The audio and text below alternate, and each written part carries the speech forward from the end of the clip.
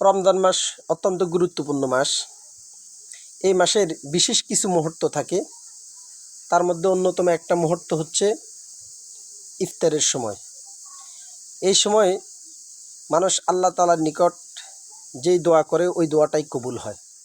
আশ্চর্যের বিষয় হচ্ছে বাংলাদেশ একটি মুসলিম কান্ট্রি, একটা মুসলিম অধ্যুষিত দেশ হওয়া সত্ত্বেও ইফতারের আগ মুহূর্তে একদল ধর্মবিদ্বেষী, দেশদ্রোহী, যারা মুসলিম হয়েও হিন্দু সম্প্রদায়ের প্রতি বা ভিন্ন ধর্মের প্রতি যাদের আকর্ষণ বেশি, এই উগ্র সম্প্রদায় এই ইফতারের আগ মুহূর্তে রোজাদার ইফতারদের উপর হামলে পড়ে।